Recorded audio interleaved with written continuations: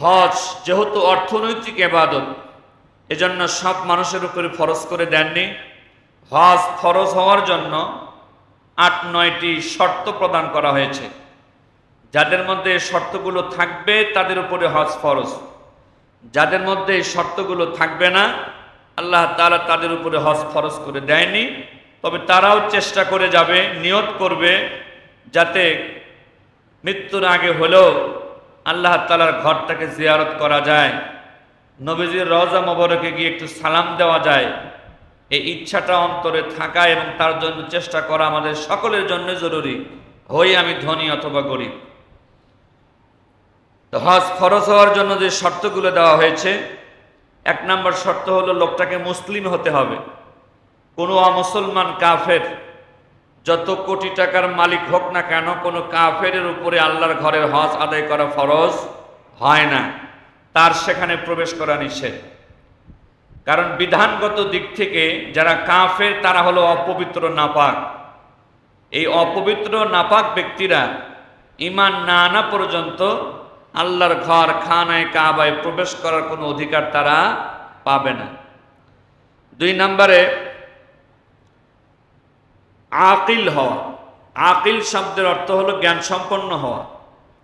কোনো মানুষ যদি পাগল হয়, আর এই পাগল ব্যক্তি যত কোটি টাকার মালিক হোক, কোনো পাগল ব্যক্তির উপরে ইসলামের কোনো বিধান ফরজ হয় না। এজন্য পাগলের উপরে সম্পদ থাকলেও হজ ফরজ নয়। এরপরে হচ্ছে বালেগ। বালেগ মানে হলো প্রাপ্তবয়স্ক হওয়া। শরীয়তের বিচারে ৯.৫ বছর বয়সের আগে কোনো কন্যা সন্তান প্রাপ্তবয়স্ক হয় না, আর ছেলে সন্তান সাধারণত ১২ বছরের আগে প্রাপ্তবয়স্ক হয় না। আর উপরের বয়স ১২ বছরের মধ্যে মেয়ে সন্তানকে প্রাপ্তবয়স্ক ধরা হবে, ১৫ বছর হয়ে গেলে ছেলে সন্তানকে প্রাপ্তবয়স্ক ধরা হবে। আর এর আগে যদি মেয়েদের ঋতুস্রাব শুরু হয়, যখন থেকে শুরু হবে তখন থেকে সে প্রাপ্তবয়স্ক। যে কোনোভাবে যদি ছেলে সন্তানের বীর্যপাত ঘটে, যখন ঘটবে তখন থেকে সে প্রাপ্তবয়স্ক। তো স্বাভাবিকভাবে আমরা ধরে নিই মেয়েদের ক্ষেত্রে ১২, ছেলেদের ক্ষেত্রে ১৫, এর মধ্যেই তারা শরীয়তের বিচারে প্রাপ্তবয়স্ক হয়। তখন তাদের উপরে ইসলামের বিধানগুলো ফরজ হওয়া শুরু হয়ে যায়। এজন্য ১২ বা ১৫ এই বয়সের কোনো ছেলে বা মেয়ে যদি টাকা পয়সার মালিক হয়, হজ করার মতো সম্পদ তার নামে থেকে যায়, তাহলে তার উপরে হজ আদায় করা ফরজ হয়ে যায়। ৪র্থ নম্বরে সামর্থ্যবান হওয়া। প্রাপ্তবয়স্ক হওয়া, পাশাপাশি আবার সামর্থ্যবান হওয়া। সামর্থ্যবান কাকে বলে? হজের জন্য সামর্থ্যবান হলো একজন ব্যক্তি হজ আদায়ের জন্য বেশি সময় লাগলে প্রায় ৪০ দিনের মতো সময় লাগে। এখন অনেকে কম সময়েও সিরিয়াল আগে করে হজ করে আসতে পারে।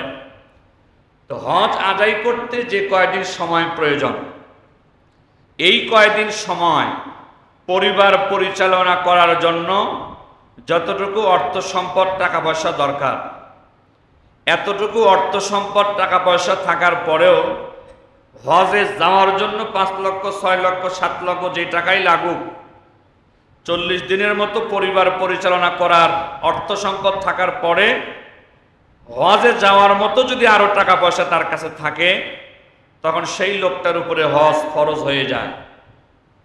এখন কোনো মানুষের কাছে নগদ টাকা পয়সা এই পরিমাণ নাও থাকতে পারে, জায়গা জমি থাকতে পারে, বাড়ি গাড়ি থাকতে পারে। সেক্ষেত্রে বলা হয়েছে যদি একজন ব্যক্তির ধরে নেন ৫ বিঘা জমি আছে, তো ৫ বিঘা জমির ভিতরে ৫.৫ বিঘা জমির যে ফসল হয়, এইটা দিয়ে তার পরিবারের খানাপিনার ব্যবস্থা ৪০ দিন হয়ে যাবে। আর আধা বিঘা জমি বিক্রি করলেই ৬-৭ লক্ষ টাকা হবে তার। তাহলে এই লোকের উপরও হজ ফরজ হয়ে যাবে। নগদ টাকা ছিল না, কিন্তু জায়গা জমির যে ফসল, এটা দিয়ে তার পরিবারের ভরণ পোষণ হয়ে যাবে। এখান থেকে আধা বিঘা বিক্রি করলে বা ১ বিঘা বিক্রি করলে তার হজের টাকা হয়ে যাবে। তাহলে এই লোকটার উপরও হজের বিধান কি হয়ে যাবে? ফরজ হয়ে যাবে। আরেকটি ব্যাখ্যায় বলা হয়েছে 40 দিন নয়, বরং 1 বছর। একটা ফ্যামিলির 1 বছর পরিমাণ সময় ওই ফ্যামিলির খানা পিনা ভরণ পোষণের যদি ব্যবস্থা থাকে, এরপরে যদি তার কাছে অতিরিক্ত জায়গা অথবা অতিরিক্ত টাকা পয়সা থাকে, তাহলে তার উপরে হজ ফরজ হয়ে যাবে। আর নবী করিম সাল্লাল্লাহু আলাইহি সাল্লাম ইরশাদ করেছেন, হে মানব সকল, আল্লাহ তাআলা তোমাদের উপরে হজকে ফরজ করে দিয়েছেন, সুতরাং তোমরা হজ আদায় করো। হজ আদায়ে দেরি করো না, কার্পণ্য করো না। হতে পারে হজ আদায়ে তুমি দেরি করে ফেললে, হজ তোমার উপরে ফরজ ছিল, 5 বছর পরে এই টাকা তোমার কাছে আর নাও থাকতে পারে।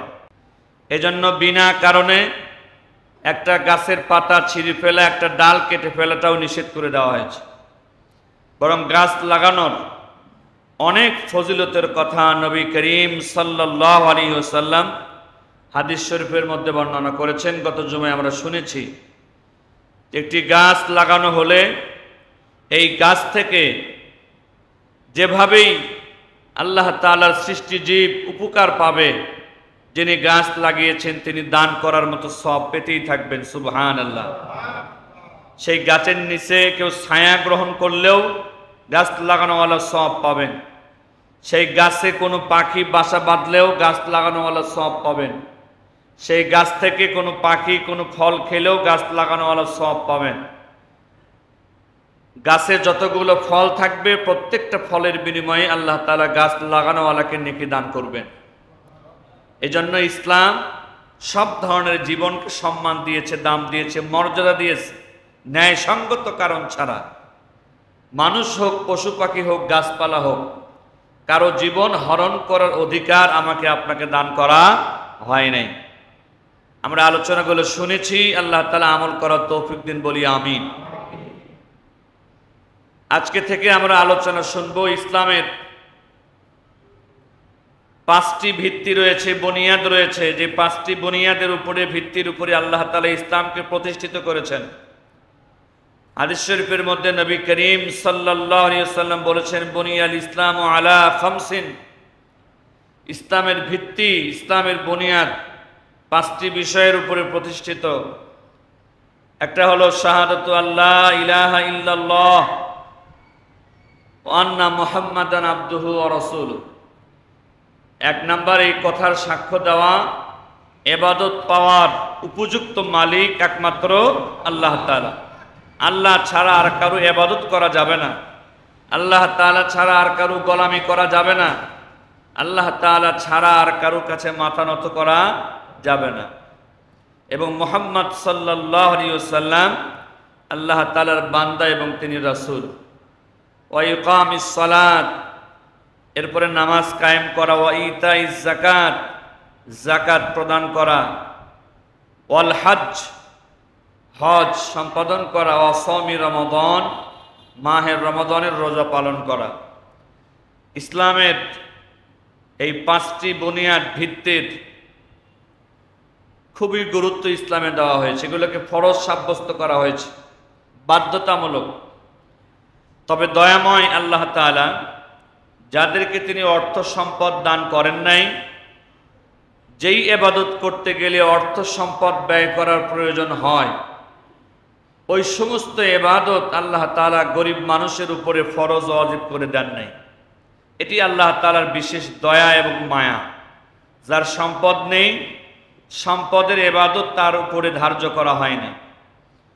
এজন্য ইসলামের গুরুত্বপূর্ণ ভিত্তি হওয়া সত্ত্বেও, বিধান হওয়া সত্ত্বেও আল্লাহ তাআলা সব মানুষের উপরে হজ করাকে ফরজ করে দেন নাই। তো হজ ইসলামের গুরুত্বপূর্ণ একটি ভিত্তি। এটিকে যৌগিক ইবাদত বলা হয়। যৌগিক ইবাদত অর্থাৎ এই ইবাদতের মধ্যে টাকা পয়সা খরচের বিষয় রয়েছে, আবার এই ইবাদতের মধ্যে শারীরিক পরিশ্রম করার বিষয় রয়েছে। হজ করতে গেলে যেমন টাকা পয়সার ব্যয় হয়, খরচ হয়, একই রকমভাবে হজের আমলগুলো করতে গেলেও শারীরিকভাবে অনেক কি হয়, পরিশ্রম হয়। যথেষ্ট পরিশ্রম হয় হজের ইবাদতে। এই জন্য হজ হচ্ছে যৌগিক ইবাদত। একদিক থেকে এটি দৈহিক ইবাদত, অন্য দিক থেকে হজ অর্থনৈতিক ইবাদত। যেহেতু এই ইবাদতে বান্দাবান্দির দুই দিক থেকে কষ্ট হয়, টাকা পয়সা খরচও করতে হয়, শারীরিকভাবেও কষ্ট করতে হয়, এজন্য আল্লাহ তাআলা হজের বিনিময়ে অনেক অনেক বেশি সম্মান আর মর্যাদার ঘোষণা হজ আদায়কারীর জন্য দান করেছেন। সুবহানাল্লাহ। তো হজ এটি আরবি শব্দ, যার বাংলা অর্থ আল কসদু আল ইরাদা, কোনো কিছু করার সংকল্প করা, ইচ্ছা করাকে হজ বলে। আরেকটি অর্থ আল কসদু ইলা শাইইন আযীম, মহান কোনো কিছু করার ইচ্ছা করাকে হজ বলে। ভালো কোনো কিছু করার ইচ্ছা করাকে হজ বলে, উত্তম কোনো কিছু করার ইচ্ছা করাকে হজ বলে। আর পরিভাষায় হজ বলা হয় আল হাজ্জু হুয়াল কসদু ইলা জিয়ারাতি বাইতিল হারামি লিত্তাকাররুবি ইলাল্লাহি তাআলা বিআফআলিন মাখসুসিন বিতরিকিন মাখসুস ফি জামানিন মাখসুস। অর্থাৎ পরিভাষায় হজ বলা হয় যে আল্লাহ তাআলার ঘর খানায়ে কাবাকে জিয়ারতের ইচ্ছা করা, আল্লাহ তাআলার সন্তুষ্টি অর্জন করার জন্য নির্দিষ্ট মাসে নির্দিষ্ট পদ্ধতিতে নির্দিষ্ট কিছু কাজের মাধ্যমে আল্লাহ তাআলার সন্তুষ্টি অর্জন করার জন্য আল্লাহ তাআলার ঘর খানায়ে কাবার জিয়ারত করা, নির্দিষ্ট মাসে নির্দিষ্ট পদ্ধতিতে নির্দিষ্ট কিছু আমলের মাধ্যমে, এটিকে বলা হয় হজ। আল্লাহ তাআলা হজ যেহেতু অর্থনৈতিক ইবাদত, এজন্য সব মানুষের উপরে ফরজ করে দেননি। হজ ফরজ হওয়ার জন্য ৮-৯টি শর্ত প্রদান করা হয়েছে। যাদের মধ্যে এই শর্তগুলো থাকবে তাদের উপরে হজ ফরজ, যাদের মধ্যে এই শর্তগুলো থাকবে না আল্লাহ তাআলা তাদের উপরে হজ ফরজ করে দেয়নি।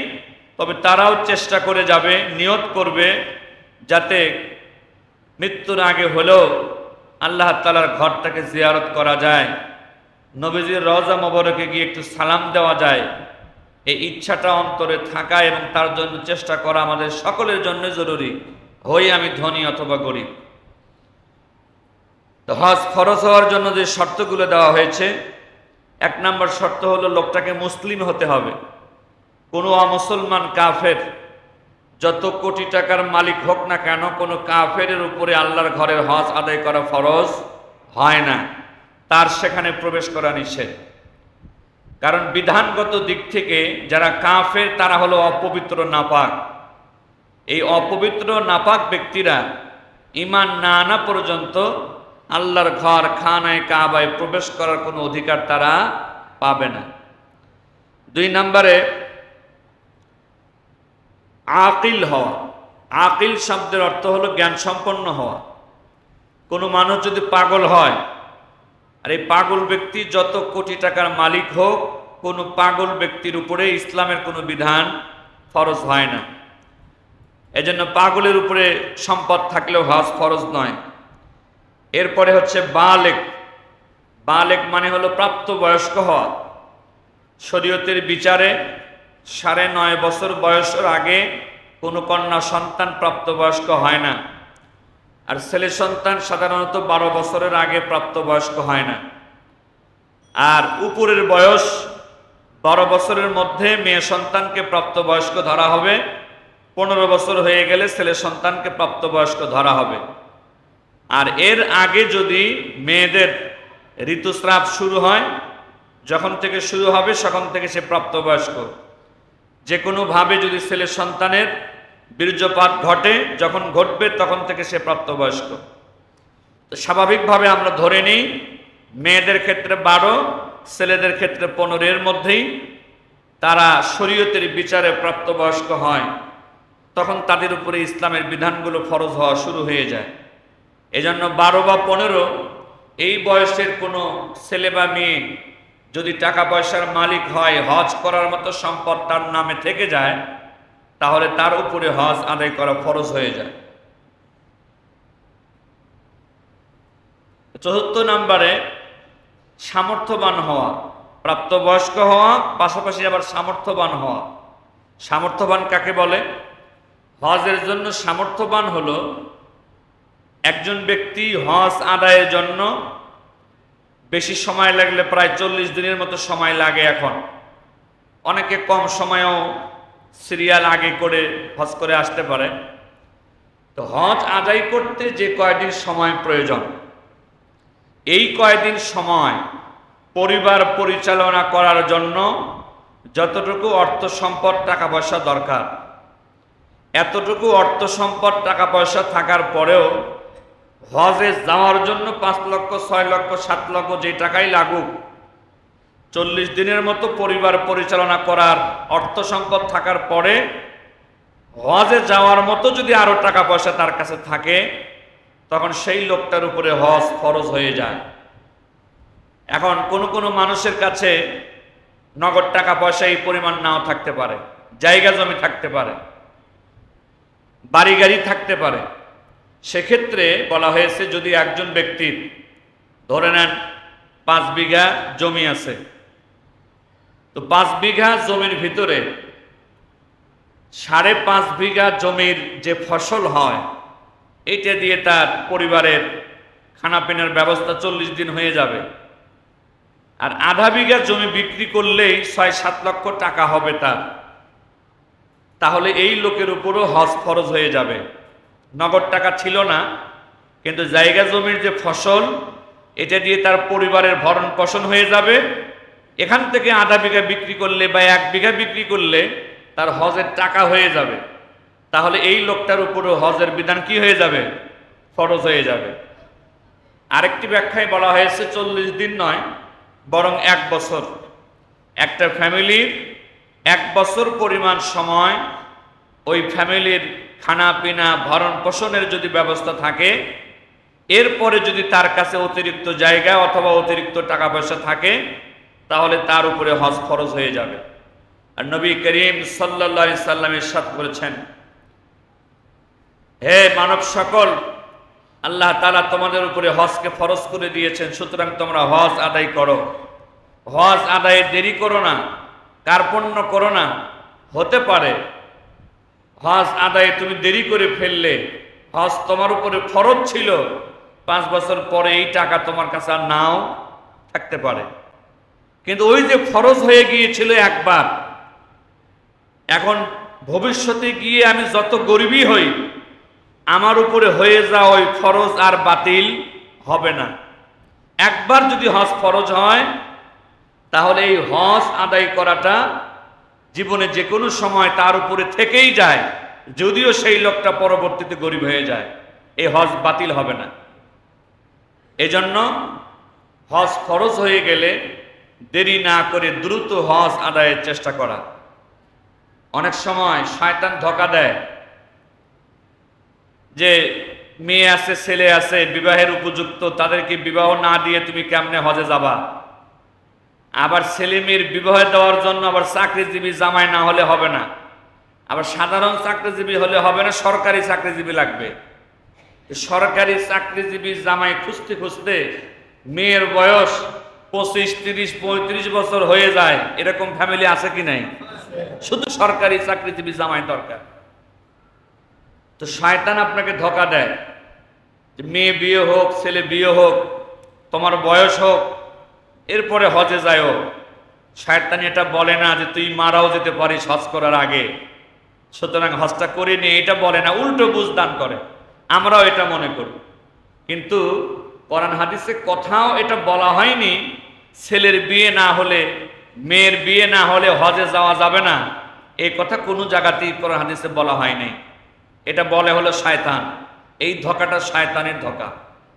আবার কেউ কেউ এমন ধারণা নিয়ে থাকে যুবক বয়সে হজ করে আসবো, হজ করে এসে তো আর কোনো উল্টাপাল্টা করা যাবে না, কোনো অন্যায় করা যাবে না, সুতরাং অন্যায় টন্যায় যা করার করে নেই, চুলদারি পাকুক, নাতিপতি আসুক, এরপরে হজ করে এসে শুধু মসজিদের ভিতরে বসে থাকবে, আর কোনো কাজ নাই।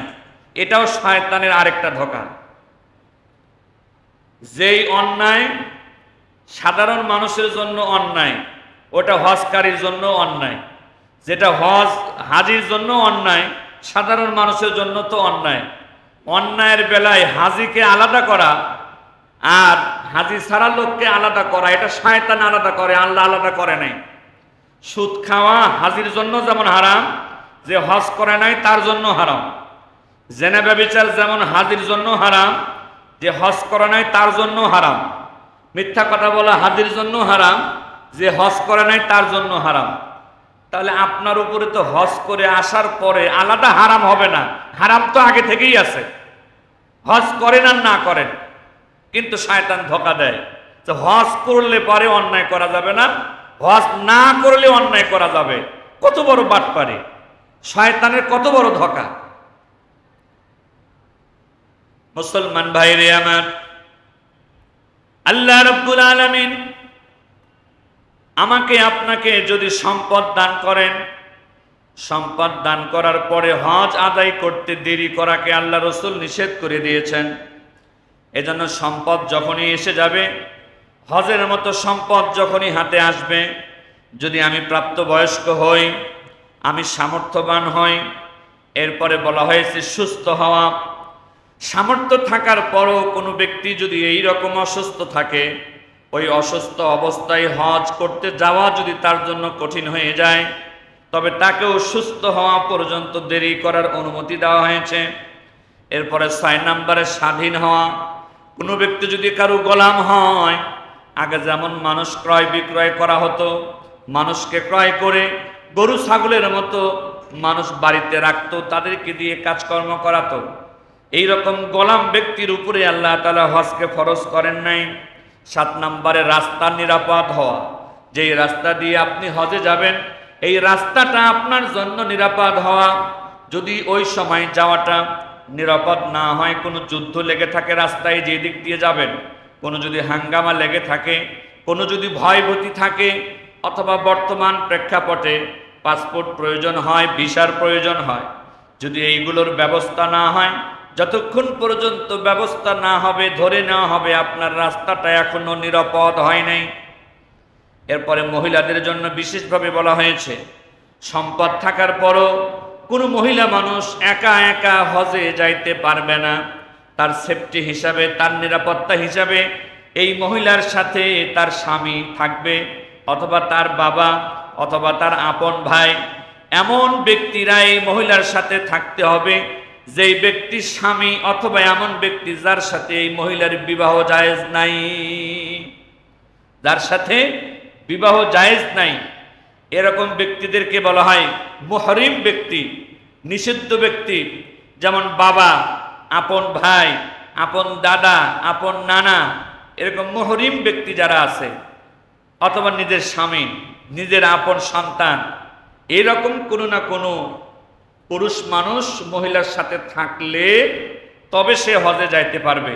টাকা থাকলেই একা একা মহিলাদের জন্য দূরে যাইতে কি করা হয়েছে? নিষেধ করে দেওয়া হয়েছে। আল্লাহ তাআলা একজন মহিলার ইজ্জতকে, সতীত্বকে কত দাম দিয়েছেন, কত মর্যাদা দিয়েছেন, চিন্তা করেন। হজ আদায় করা সম্পদ থাকলে ফরজ, বাধ্যতামূলক। এই বাধ্যতামূলক বিধানটাও ওই মহিলার জন্য আল্লাহ তাআলা মাফ করে দিয়েছেন, যেই মহিলার সম্পদ আছে কিন্তু হজে নিয়ে যাওয়ার মতো উপযুক্ত পুরুষ মানুষ নাই। আল্লাহ পাক তার জন্য স্থগিত করে দিয়েছেন, ওই রকম মানুষের আগে ব্যবস্থা হোক, এরপরে তুমি হজে যাবা। সম্মানিত মুসলমান ভাইরে আমার, হজের বিষয়ে নবী করিম সাল্লাল্লাহু আলাইহি ওয়াসাল্লাম হাদিস শরীফের মধ্যে বলেন, হজ এমন একটা গুরুত্বপূর্ণ কাজ, এমন একটা ফজিলতের আমল, এমন একটা মর্যাদার আমল, যদি কোনো ব্যক্তির হজ কবুল হয়ে যায়, আল হজ্জুল মাবরুর ফালাইসা লাহু জাযাউন ইল্লাল জান্নাহ। যদি কোনো ব্যক্তির হজ কবুল হয়ে যায়, আল্লাহ তাআলা তার উপরে এত খুশি হন, এত খুশি হন, অন্যান্য ইবাদতের বেলায় নেকি লিখে দেওয়া হয়, 1000 নেকি, 1 লক্ষ নেকি, 100 নেকি, 1 কোটি নেকি, এইভাবে অন্যান্য ইবাদতের বেলায় নেকি লিখে দেওয়া হয়। কিন্তু হজ যদি কবুল হয়, হজের বিনিময়ে নেকি লেখা হয় না, আল্লাহ রাব্বুল আলামিন কবুল হজের বিনিময়ে ডাইরেক্ট জান্নাত দিয়ে দিবেন। সুবহানাল্লাহ। কবুল হজের বিনিময়ে নেকি না দিয়ে বিনিময়ে ডাইরেক্ট জান্নাত যদি হজটা কবুল হয়। মুসলমান ভাইরে আমার, অন্য একটি হাদিসের মধ্যে নবী করিম সাল্লাল্লাহু আলাইহি ওয়াসাল্লাম ইরশাদ করেন, মান হাজ্জা লিল্লাহি ফালাম ইয়ারফুস ওয়া লাম ইয়াফসুক রাজাআ কায়াউমি ওয়ালাদাতহু উম্মুহু। যদি আল্লাহর কোন বান্দা, আল্লাহর কোন বান্দি এমন ভাবে হজ আদায় করে, হজ আদায়ের সময় সে কোনো গুনাহের কাজ করে নাই, হজ আদায়ের করার সময় কোনো অশ্লীল কাজে লিপ্ত হয় নাই, হজ আদায় করার সময় কোনো নিষিদ্ধ কাজ সে করে নাই, এইভাবে যদি গুনাহমুক্তভাবে কোনো ব্যক্তি হজ আদায় করতে পারে, আল্লাহ তাআলা এত খুশি হন, এত খুশি হন, ওই ব্যক্তি এত নিষ্পাপ হয়ে যায় যেন এই মাত্র মার পেট থেকে জন্ম নিল। সুবহানাল্লাহ, সুবহানাল্লাহ। যদি হজটাকে গুনাহ ছাড়া করতে পারে, হজের মধ্যে কোনো সীমা লঙ্ঘন যদি না করে, হজের মধ্যে কোনো নিষিদ্ধ কাজ যদি না করে, কিছু আছে তো গুনাহের কাজ, হারাম কাজ, আর কিছু আছে কাজটা হালাল ছিল কিন্তু এহরাম বাঁধা অবস্থায় নিষিদ্ধ। এহরাম বাঁধা অবস্থায় স্বামী স্ত্রী একান্তে মিলিত হওয়া নিষিদ্ধ। এহরাম বাঁধা অবস্থায় কোনো কিছু কাটাকাটি করা যাবে না নিজের দেহের। এরপরে এহরাম বাঁধা অবস্থায় আপনি কাবা ঘরের ভিতরে কোনো মশা মাছি কোনো কিছুই মারতে পারবেন না, সব নিষেধ। এরকম কিছু বিষয় আছে।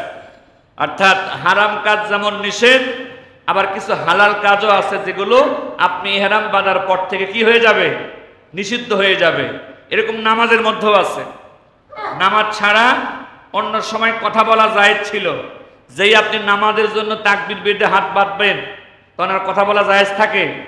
নামাজ ছাড়া সালাম দেওয়া জায়েজ, সালাম নেওয়া জায়েজ। যে নামাজের নিয়ত বেঁধেছেন, এখন সালাম দেওয়াও হারাম, সালামের উত্তর নেওয়া কি হারাম। তো হজের ক্ষেত্রে, নামাজের ক্ষেত্রে যখন আপনি হজ এবং নামাজ শুরু করে দিবেন, হারাম কাজ তো হারামই, কিছু হালাল কাজও কি হয়ে যায়, ওই টাইমে হারাম হয়ে যায়, নিষিদ্ধ হয়ে যায়। এগুলো যদি আমরা হজ আদায়ের নিয়ত করি, ওই সময় আমরা দেখবেন যারা হজে নিয়ে যায় সেখানে মুআল্লিম থাকে, এই বিষয়গুলো তারা জানান। আবার হজের বই পুস্তক ক্রয় করেও আমরা এগুলো পড়ে পড়ে জানতে পারবো। বেশ কিছু বিধান রয়েছে হজের ক্ষেত্রে। তো আল্লাহর হাবিব সাল্লাল্লাহু আলাইহি ওয়াসাল্লাম বলেন, গুনাহমুক্ত কোন হজ যদি তোমরা আদায় করতে পারো, আমি রাসূল ঘোষণা দিলাম, গুনাহমুক্ত হজের বিনিময়ে আমার আল্লাহ তোমার নিষ্পাপ জন্ম নেওয়া এই মাত্র সন্তানের মতো বানিয়ে দিবেন। সুবহানাল্লাহ। হজ আদায় করতে গেলে শয়তানের পক্ষ থেকে আরেকটি ধোঁকা আছে। 5 লক্ষ, 6 লক্ষ, 7 লক্ষ টাকা, এতগুলো টাকা দিয়ে তুমি হজ করতে যাবে, লাভটা কি? এই টাকা দিয়ে চাইলে তো তুমি গ্রামগঞ্জে 1 বিঘা জমি ক্রয় করতে পারো, এই টাকা দিয়ে চাইলে তুমি একটা গাড়ি ক্রয় করতে পারো, শহরে 2-1 শতক জায়গা ক্রয় করতে পারো, বা অমুক লাভের কাজটা তুমি করতে পারো। এইবারে এই টাকা খরচ করে হজে যাওয়ার দরকার নেই, আরো কিছুদিন এই টাকা দিয়ে তুমি ব্যবসা বাণিজ্য করো। এমনকি শয়তান ধোঁকা দিয়ে দেয়, তুমি যদি এইভাবে টাকা খরচ করে হজ করতে যাও, তুমি গরিব হয়ে যেতে পারো, ফকির হয়ে যেতে পারো, দরিদ্র হয়ে যেতে পারো। শয়তান ধোঁকা দেয়। এজন্য নবী করিম সাল্লাল্লাহু আলাইহি ওয়াসাল্লাম হাদিস শরীফের মধ্যে বর্ণনা করেছেন, শয়তানের ধোঁকায়, শয়তানের ফাঁদে পা দেওয়া যাবে না। হজ গরিব বানায় না, দরিদ্র বানায় না, বরং আমি নবী ঘোষণা দিলাম, তাবিউ বাইনাল হাজ্জি ওয়াল উমরাতি ফাইন্নাহুমা ইয়ানফায়ানিল ফাকর ওয়াজ যুনুব। তোমরা একের পর এক সম্ভব হলে হজ এবং উমরা আদায় করতে থাকো, ধারাবাহিকভাবে তোমরা হজ এবং উমরা আদায় করতে থাকো। আমি নবী ঘোষণা দিলাম, তোমার ধারাবাহিকভাবে হজ আদায় করা, উমরা আদায় করা তোমার গুনাহ যেমন দূর করে দিবে, তোমার কাছ থেকে দরিদ্রতাকেও দূর করে দিবে। সুবহানাল্লাহ। হজ তোমাকে গরিব বানাবে না, অসহায় বানাবে না, অসচ্ছল বানাবে না, বরং হজ যদি কবুল হয়, গুনাহ যেমন দূরে চলে যাবে, তোমার অসচ্ছলতা, দরিদ্রতাও তোমার কাছ থেকে দূরে সরে যাবে। এটা আমি নবীর ঘোষণা। সুতরাং রাসূলের ঘোষণায় সত্য, শয়তানের কথা কখনো সত্য হতে পারে না। আজ পর্যন্ত তো আমি যতটুকু জানি, শুনি নাই যে লোকটা হজ করতে গিয়ে হজ করে এসে গরিব হয়ে গেছে। এরকম গল্প কেউ শুনেছেন? তো হজ করার কারণে হজ করে এসে লোকটা গরিব হয়ে গেছে। বরং আমরা তো এমন শুনেছি বহু গরিব মিসকিনরেও আল্লাহ হাজী বানায় দিয়েছে। কথা বলেন ঠিক কিনা? ছিল না তেমন কোনো সম্পদ, আল্লাহ তাআলা ব্যবস্থা করে দিয়েছেন, এমন সুযোগ করে দিয়েছেন, নিজের 1 টাকাও লাগে নাই, আল্লাহ তাআলার বান্দার হজ আদায় হয়ে গেছে। মুসলমান ভাইরে আমার, হজ কবুল হলে বিনিময় যেহেতু ডাইরেক্ট জান্নাত এবং হজ গুনাহমুক্ত ভাবে আদায় করতে বলা হয়েছে, এই জন্য হজ কবুল হওয়ার জন্য বিশেষভাবে 3টা শর্ত আছে। হজ কবুল হওয়ার জন্য 3টা শর্ত। 1 নাম্বার শর্ত হলো হালাল সম্পদ দিয়ে হজ আদায় করা। কোনো হারাম সম্পদ দিয়ে হজ আদায় করলে তার হজ কোনোদিনও কবুল হতে পারে না। এই জন্য সুদের টাকা দিয়ে হজ কবুল হবে না, ঘুষের টাকার হজ কবুল হবে না, অন্যায়ভাবে চুরি করা, ছিনতাই করা টাকার হজ কবুল হবে না, অন্যের জায়গা জমি অন্যায়ভাবে দখল করে রাখা অবৈধ মালিকের হজ কবুল হওয়ার প্রশ্ন ওঠে না। কবুল হজের বিনিময়ে জান্নাত। আর হজ কবুলের জন্য 3টা শর্ত। 1 নাম্বার শর্ত হলো হালাল সম্পদের মালিক হওয়া, হালাল সম্পদ দিয়ে হজ আদায় করা। 2 নাম্বার নিয়তটা বিশুদ্ধ হওয়া, নিয়ত সহি হওয়া। নিয়তের মধ্যে কি নিয়ত? আল্লাহর ঘর জিয়ারত করা, আল্লাহকে রাজি খুশি করার জন্য। এইটা হলো বিশুদ্ধ নিয়ত। আল্লাহর ঘর জিয়ারত করা কাকে রাজি খুশি করার জন্য?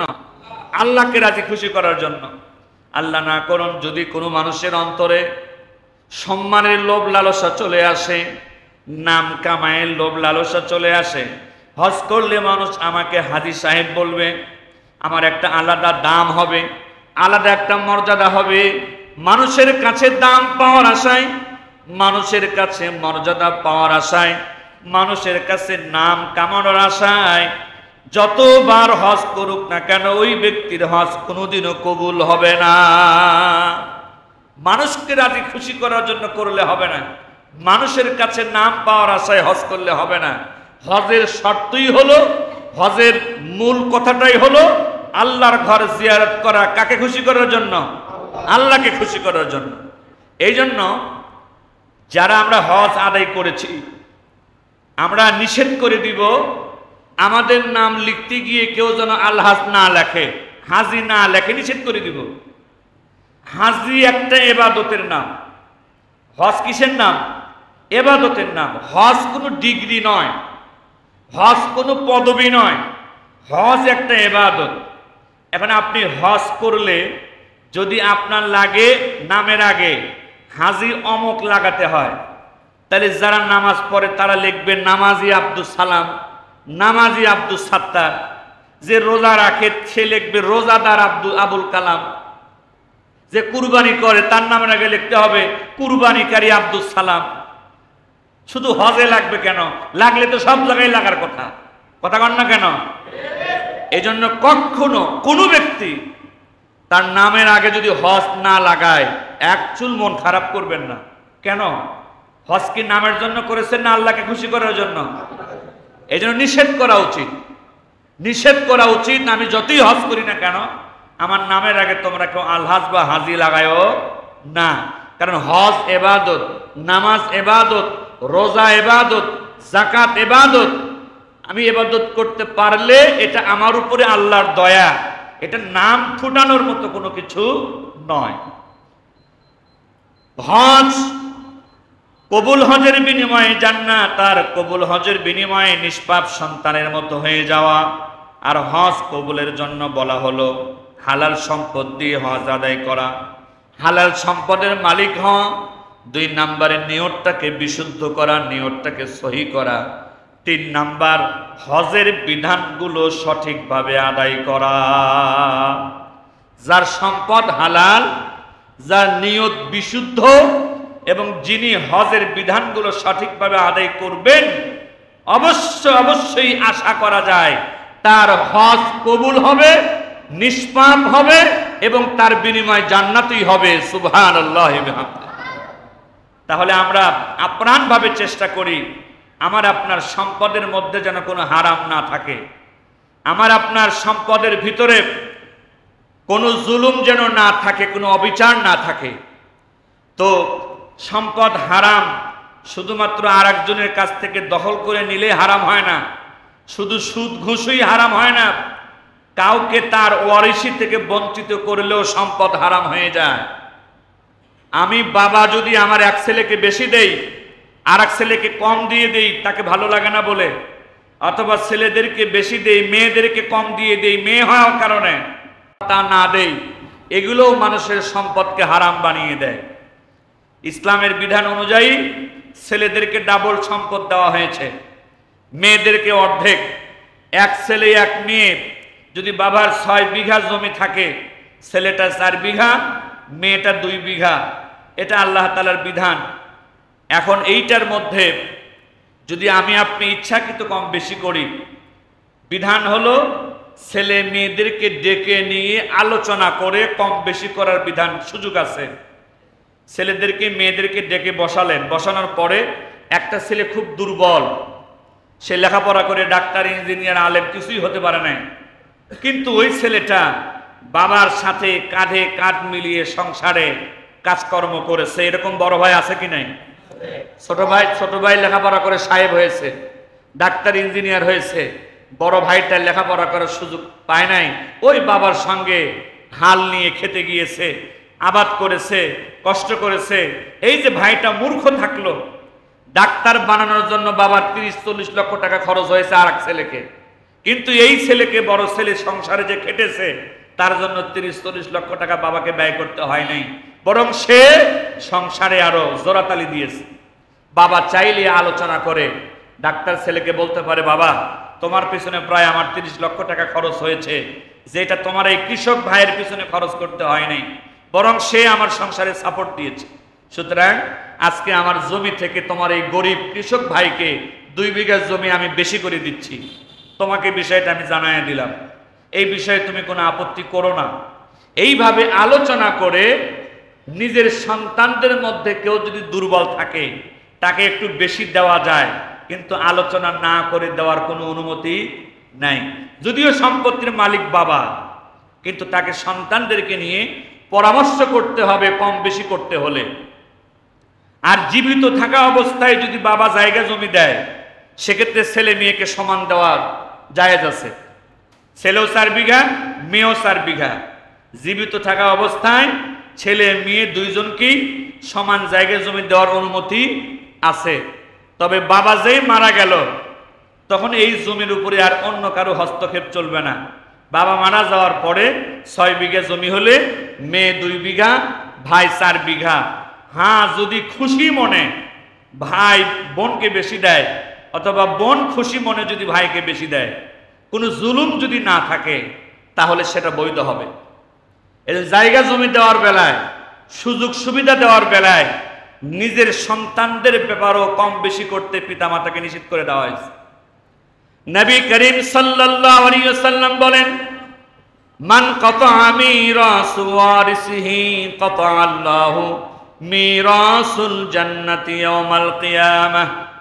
দুনিয়াতে যদি কোনো ব্যক্তি অন্য কোনো ব্যক্তিকে তার ওয়ারিসি থেকে, তার পাওনা জায়গা জমি টাকা পয়সা থেকে বঞ্চিত করে দেয়, কাল কিয়ামতে এই লোকটাকে আল্লাহ তাআলা জান্নাত থেকে বঞ্চিত করে দিবেন। নাউজুবিল্লাহ।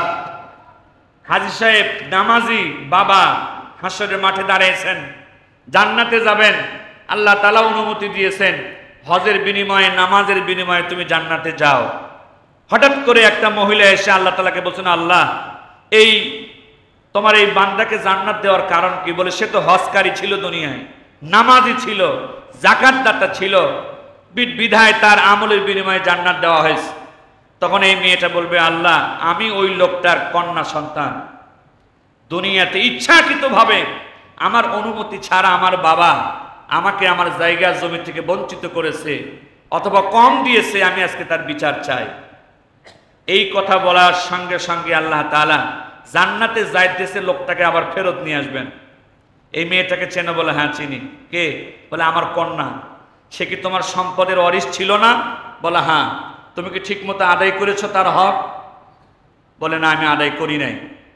বলে তুমি যেমন হজের কারণে, নামাজের কারণে আজকে জান্নাতের মালিক হয়েছো না? বলে হ্যাঁ।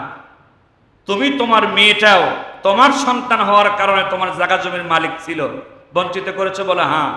আজকে আমিও তোমাকে জান্নাত থেকে বঞ্চিত করে দিলাম, যাও জাহান্নামে চলে যাও।